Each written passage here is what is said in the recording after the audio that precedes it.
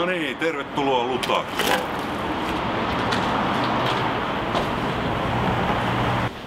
No niin, ja tässä ensimmäisenä tanssisali Lutakon narikkaan, jos tarvitsee takkia jättää, ja sitten lopuksi takin jätettyä voi siirtyä kohti tanssisali Lutakon pääestraadia. Täällä meillä tuomari Nurmion tuottama hieno taideteos, jota voi mennessään ihailla. Ja tässä tanssisali Lutakon varsinainen bilepaikka. Lava, baari,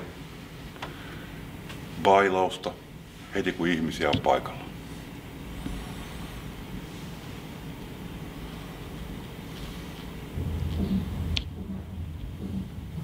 Täällä ne bändit sitten soittelee.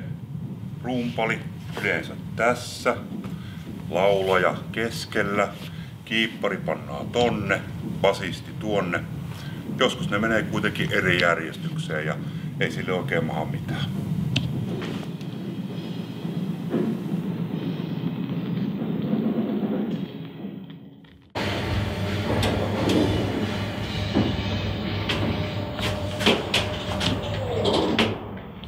Taiteilija-ateljeita täällä sitten hengenravintoa tuotetaan. En ymmärrä siitä juuri mitään. Käteni olisi ottamassa suunnassa joogasali. En ymmärrä siitä juuri mitään. Mutta siellä ilmeisesti chakrat laitetaan kosmoksen kanssa synkrooniin.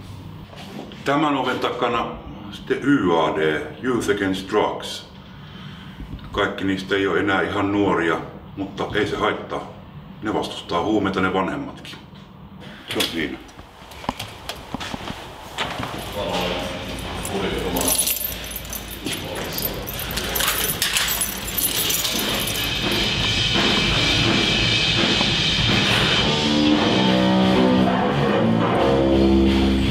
Matkalle kuuluisuuteen. Joo, siinä on vähän matkaa, mutta parhaamme yritetään. Joo.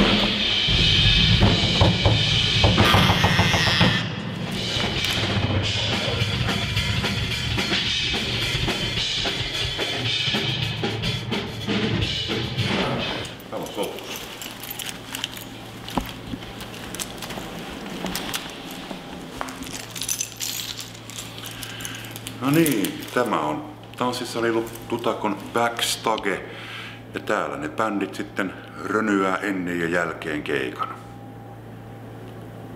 Ihan parhaita ne ei ole käsinkirjoittamaan, kuten näkyy seinästä. Kaunokirjoitusta pitäisi enemmän harjoitella koulussa. Tämmöisiä hässäköitä ne bändit piirtelee.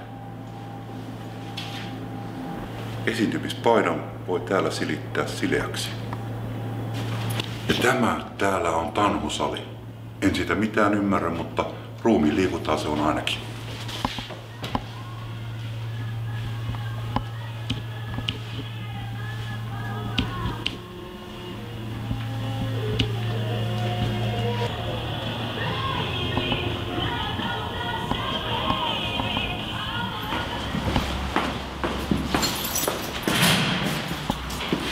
Täällä kellarin treenikämpät. Täälläkin kymmenkunta kämppää on. Useita kymmeniä bändejä käy täällä treenaamassa.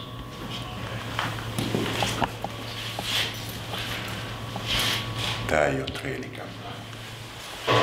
Jos työntekijä ei tee töitään kunnolla, laiskottelee tai on muutoin ärsyttävä, niin hänelle löytyy kyllä paikka tästä talosta.